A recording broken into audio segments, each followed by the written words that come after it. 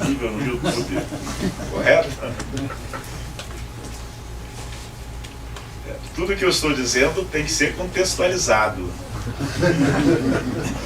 No âmbito do direito civil, Luiz Edson Fachin.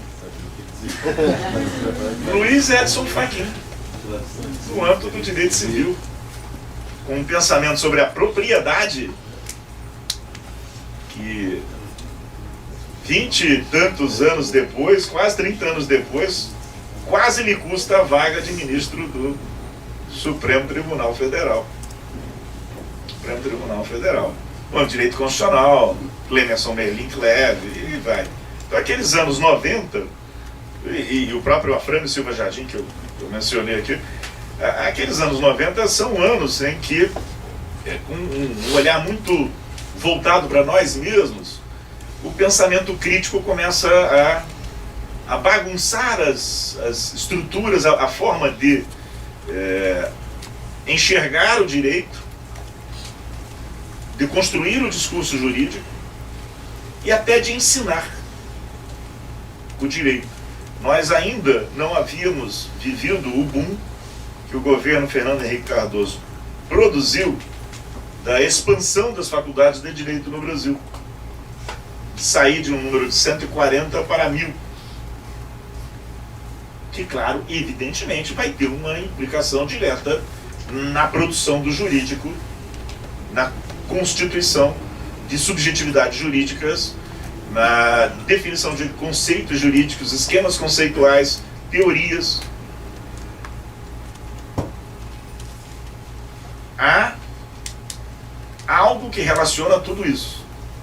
Mas nós, voltando ao ponto que interessa, nós estávamos ali nesse pensar o direito penal, a criminologia, o processo penal, o direito civil, o direito constitucional, a sociologia jurídica, a teoria jurídica, a partir de uma ótica de crítica e invertendo o instrumento, ou tirando o instrumento, era o que nós imaginávamos, tirando o instrumento desta mão e passando, tirando literalmente desta mão e passando para esta mão, conseguir a partir do direito mudar as coisas. Alguns erros básicos, me perdoem, o que eu posso garantir a vocês: vocês estão tendo aula de processo penal.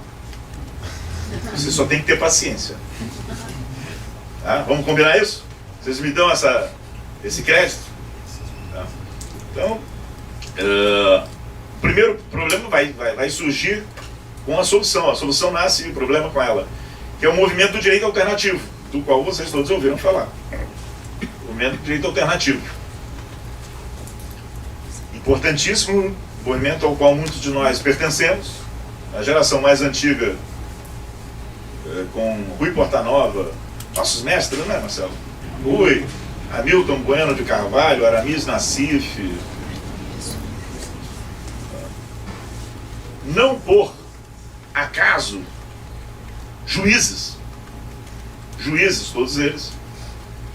Vinícius, você está aí, Vinícius? Parabéns, doutor Vinícius, nosso querido doutor, um dos doutores mais recentes. Se não estivesse gravando no YouTube, eu diria um dos doutores mais frescos da nossa academia, no melhor sentido, que é qualquer sentido que você queira dar a palavra.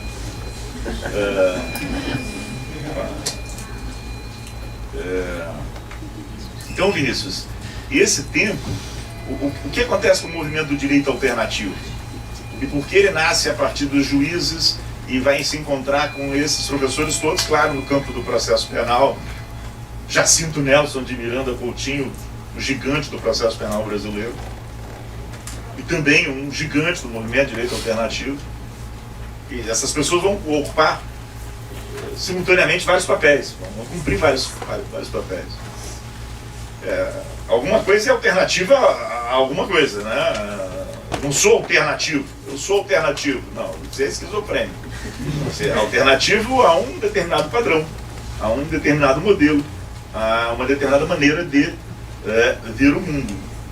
E o movimento do direito alternativo, ele guardava uma relação, e isso nós só percebemos depois, com o movimento, com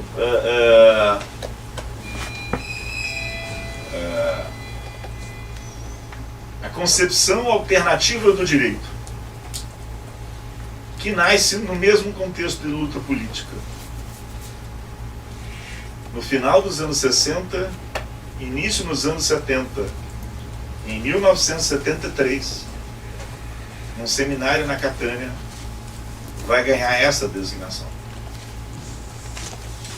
Os nossos irmãos e irmãs europeus, italianos, espanhóis, portugueses, e mesmo os franceses, por conta da ocupação nazista, mas particularmente italianos, espanhóis e portugueses, eles se depararam naqueles anos, final dos anos 60, início dos anos 70, com uma situação única para eles e que depois se reproduz no nosso caso. 15 anos depois. Entre 15 e 20 anos, variando de país para país na América Latina. 1945, final da Segunda Guerra Mundial. Como eu disse, é chato mesmo o negócio. Processo penal não tem nada. Mas vai ter agora. 1945, final da Segunda Guerra Mundial. Transição desses estados todos do autoritarismo para a democracia. Novas constituições e velhos juízes. Novas constituições e velhos juízes. Novas constituições sem uma tradição de controle de constitucionalidade como o controle de constitucionalidade norte-americano. Pelo contrário, por uma razão histórica do continente europeu e de formação desta entidade que, em parte, é a fonte do nosso material de trabalho de hoje aqui, que é o Estado Territorial Nacional. Por conta desse tipo de conformação, o controle de constitucionalidade vai se dar na Europa de uma maneira diferenciada daquela que se dá nos Estados Unidos desde o início do século XIX, uma enorme desconfiança do juiz, um controle sobre eles, que na virada dos regimes autoritários, as democracias, empodera os antigos, os mais velhos juízes, que eram juízes das ditaduras, eram juízes do fascismo italiano, eram juízes, claro, evidentemente, lá do franquismo, do salazarismo, e enfraquece uma juventude que, como vocês, tinha começado a estudar de 45 em diante direito constitucional com uma outra cara, uma outra noção, um outro esquema, um conjunto de conceitos que não correspondiam à maneira como os tribunais italianos decidiam. A biografia do Calamandrei é importantíssima para a formação de um jurista. O Calamandrei, ele é talvez um dos modelos de processualista que nos inspira, porque ele lutou contra o fascismo. Depois, extraordinário professor e pensador do processo, ele vai participar do processo político constituinte italiano, e eu fico devendo, Rafael, mas eu vou lhe passar um texto para passar para eles.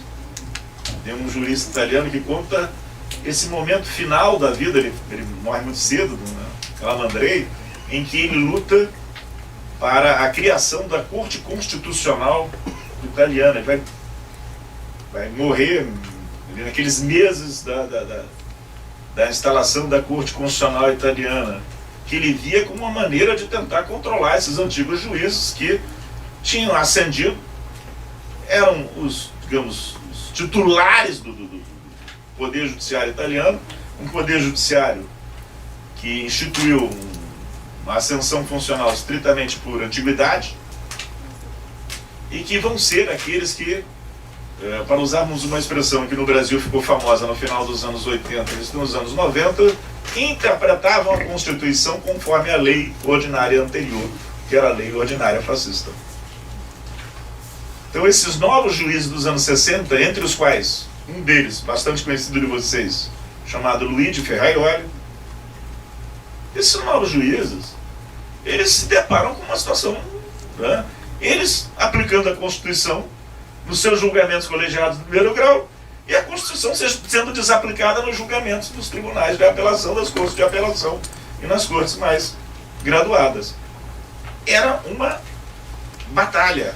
Conversávamos na hora do almoço, o professor Marcelo Semer e eu, sobre a tensão e as batalhas que se travam hoje no Conselho Nacional de Justiça.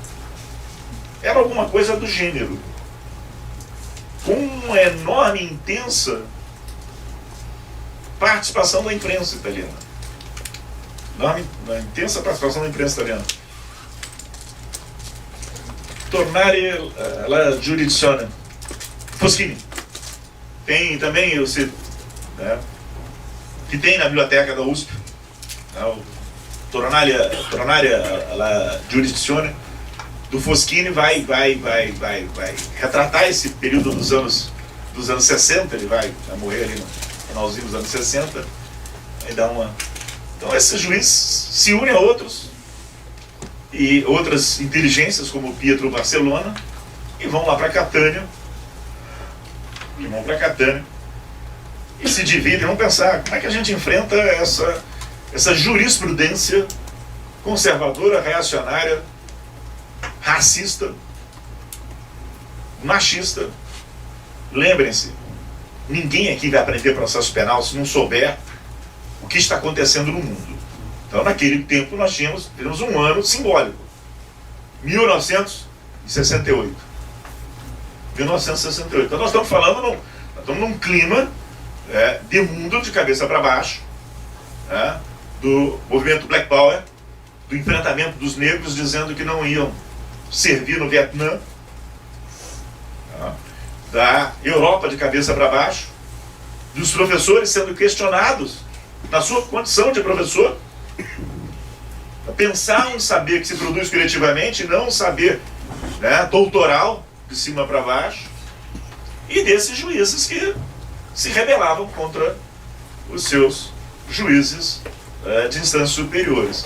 E na reunião da Catânia se separa, como em qualquer lugar, como aqui, por exemplo, se nós estivéssemos fazendo esse encontro com mais 2, 3 vezes o número de pessoas aqui, e dividindo, as mesas tais e quais, tem uma placa ali, o Ferraioli está entrando, o que nós vamos discutir aqui, o que nós vamos discutir aqui?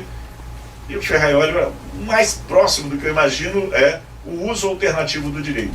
O título da placa que se botou numa porta se transformou numa corrente filosófica, filosófica, política, muito importante.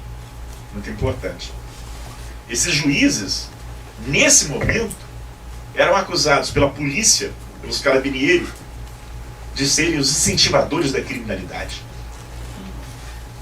Porque eles aplicavam uma ferramenta perigosíssima que estimula a prática de infrações penais. Esses relatos são importantes. Vocês necessitam, se vocês não recuperarem os relatos, não vão entender o mundo hoje. Que instrumento era esse? O contraditório, Ricardo. Quando você lê os textos da crítica policial ao emprego pelo juízo do contraditório para as medidas cautelares, você não acredita no que você está lendo, endossado pela comunicação social. Lembrem-se, nós também estamos falando de um tempo de questionamentos políticos intensos. Muita coisa, eu imagino que para os mais novos, alguns fatos, pessoas, grupos que eu vou mencionar aqui, não sejam conhecidos. Eu sugiro que busquem conhecer, porque de outra maneira não vão entender. Brigadas Vermelhas. Brigadas Vermelhas. Então, nós temos na Itália as Brigadas Vermelhas. Naquela Alemanha dividida, federal e democrática, nós temos o grupo Baden-Meinhof. Isso não serve apenas para assistir filme, não. Isso é para estudar direito. Para entender a emergência da legislação de terror. Para entender o que a gente chama de politização da magistratura. Mas só vai entender isso, essa emergência, se entender que antes disso os juízes eram o oposto disso. Eram eles que, neste clima de enorme tensão, de explosão de estação de trem, de contestação das autoridades, de utopias, com muita luta mesmo, você tem um sistema penal funcionando. Se tinha esses juízes, e esses, quando eles se colocam ali, e daí a relação com os juízes, nossa, Hamilton, Rui Portanova, Aramis Nascimento, por que o direito alternativo é judicial? Porque o fenômeno vai se repetir ali com ministro Moreira Alves, ministro do Supremo Tribunal Federal, 30 anos ministro do Supremo Tribunal Federal, se aposentou com 30 anos de serviço prestado no Supremo Tribunal Federal. Ministro Moreira Alves, Procurador-Geral da República do governo Médici. Governo Médici, estamos de acordo? Ditadura brasileira. Um ministro que trabalha com direito material civil. Esse cara está lá. Esse cara é o outro da Itália, em face de quem Ferraioli pensava e agia e efetivamente refletia. Então lá naquele momento, antes do Ferraioli deixar a magistratura, começar a elaboração do que veio a ser a primeira grande obra dele, demora mais de uma década, tinha esse confronto todo, e lá vai lição que nós não pegamos, Ricardo, lição que nós não aprendemos.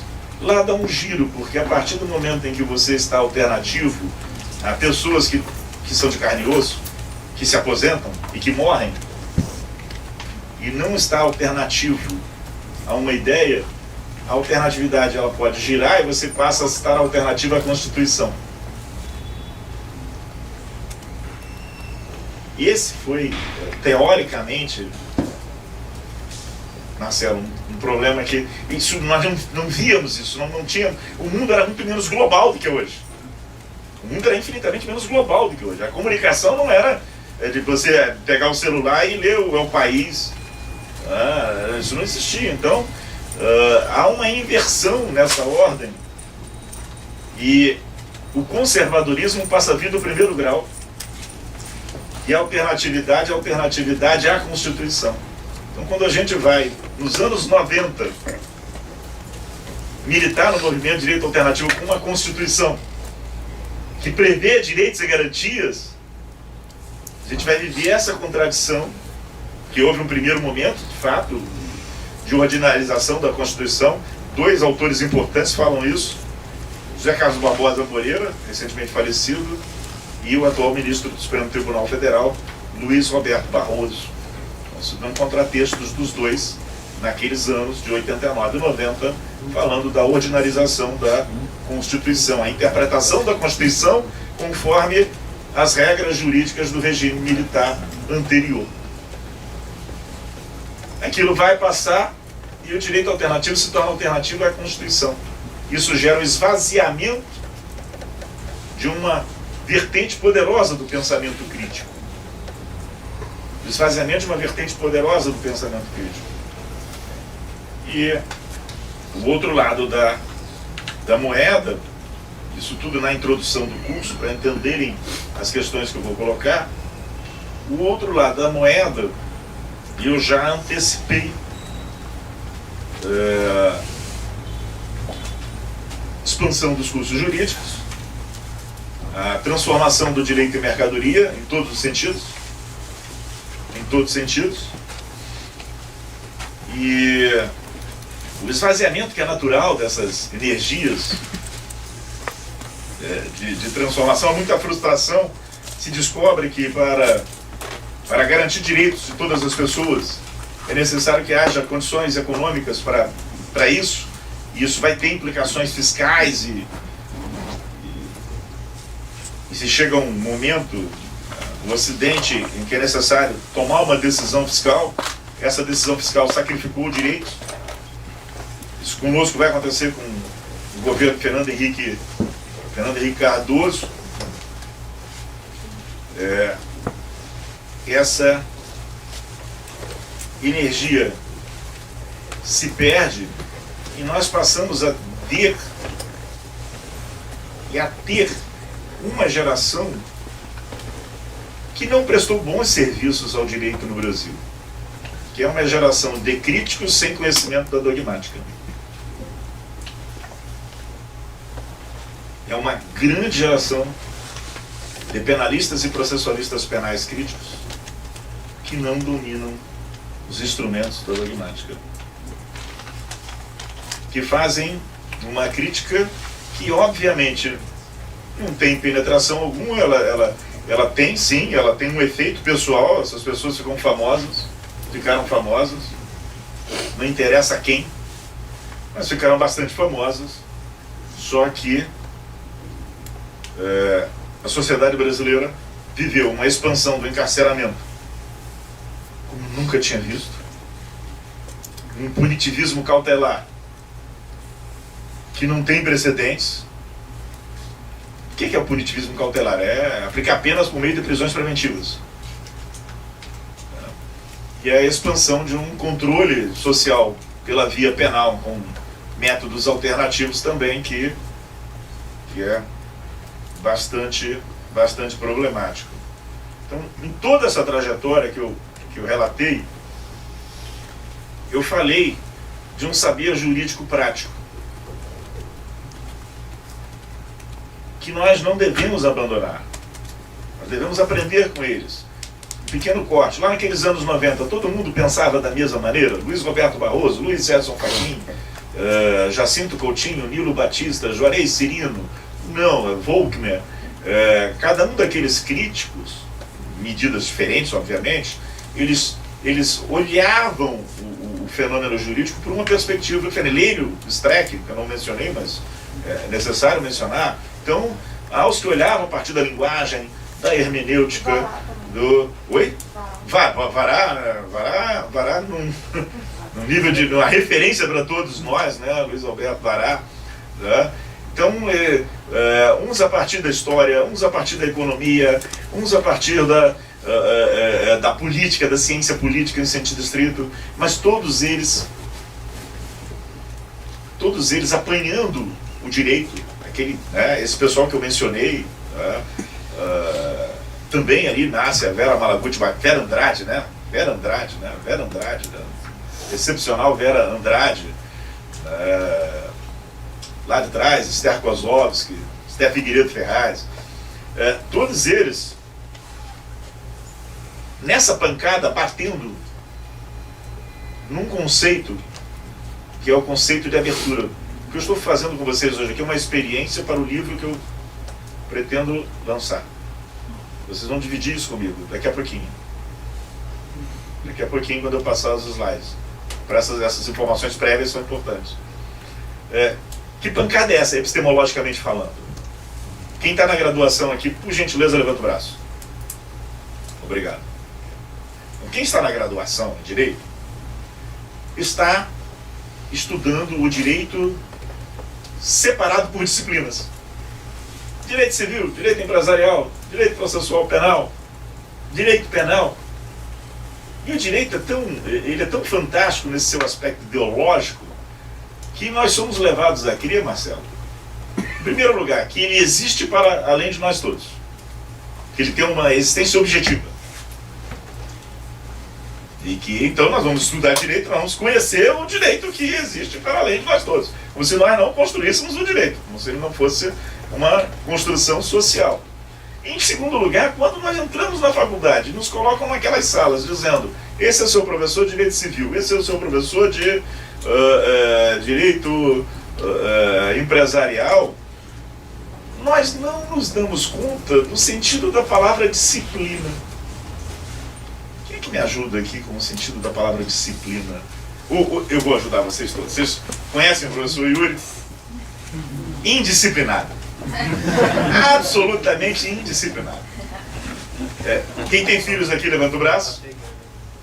Então vocês têm experiência com a indisciplina. Tem experiência com a indisciplina? Muita. Disciplina em disciplina, disciplina em disciplina. A disciplina coloca limites. A disciplina coloca limites. A disciplina coloca limites. Pensem o seguinte: as nossas sociedades, desde sempre, elas encontraram formas de estabelecer, distribuir castigos e prêmios. Vamos olhar, eu vou falar aqui de uma sociedade brasileira, eu vou falar para vocês nessa introdução do caso Basílio. Do caso Basílio.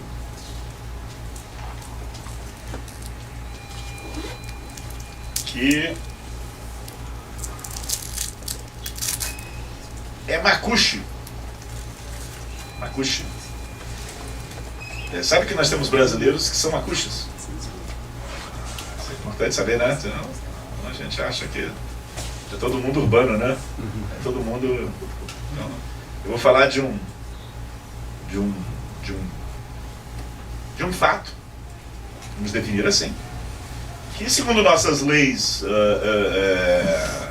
segundo a lei de direito penal brasileira, é definido como homicídio praticado numa tribo Macuxi. Isso vale bem. Por que eu estou destacando isso? Porque quando normalmente quando eu falo do que eu estou dizendo para vocês agora, as pessoas pensam em 3.000 anos atrás, em 4.000 anos atrás, não sabem que o cara está aqui do teu lado, né? Não sabem que a Bolívia é um estado plurinacional, não sabem que o Equador é um estado plurinacional. Tem dificuldade para entender o que é a periferia. Tem dificuldade para entender o conceito de cultura e a relação da cultura com o direito. Então, embora eu esteja me referindo a uma trajetória histórica, eu estou me referindo também a uma experiência contemporânea nossa aqui. Ainda, recentemente, um caso parecido com o Basílio foi julgado lá em Roraima e vai ser apreciado pelo Superior Tribunal de Justiça. Então, estou falando aqui.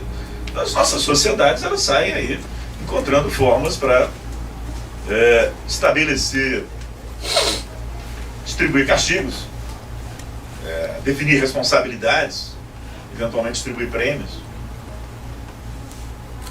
Isso se converte em disciplina lentamente no Ocidente, a partir do Ocidente europeu, a partir de um movimento econômico muito em função das formas de organização econômica que na Europa Ocidental aquelas comunidades irão tomar e que essas formas irão resultar neste Estado, nesta entidade, Estado territorial nacional, que somente se explica no âmbito capitalista, que vai se explicar no capitalismo, com noções importantes como soberania, etc., a relação disso com as universidades, a Universidade de Bolonha, a Universidade de Coimbra, a Universidade de Salamanca,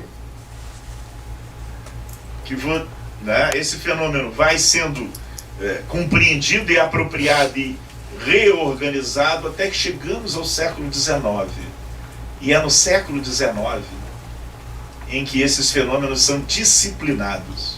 Você faz com o seu filho, porque ele é alguma coisa além da disciplina que você impõe a ele. O fenômeno jurídico é algo além do que o direito civil diz que é a propriedade, ou o direito penal diz que é o homicídio. Esses processos de disciplinamento são importantes, estabelecem limites, eles têm uma relação direta também com as nossas garantias.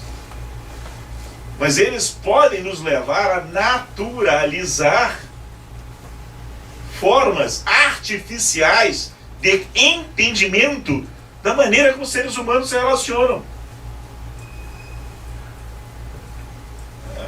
Então quem já fez concurso público aqui, os defensores sabem disso. Eu não sei se ainda tem essa história, que há muito tempo que eu não acompanho o concurso, mas na minha época tinha muito isso. O examinador perguntava para o candidato qual é a natureza jurídica de alguma coisa. Fico pensando, meu Deus, é grave a situação do examinador que pergunta pela natureza jurídica de alguma coisa. Natureza jurídica e jurídica. não vão funcionar juntas. Não vão funcionar juntas. Mas vejam, ideologicamente, elas se constituíram no século XIX e de forma tão poderosa que, primeiro, uma herança que vem lá do século XIII, como eu mencionei, estipula uma primeira grande divisão: direito público e direito privado.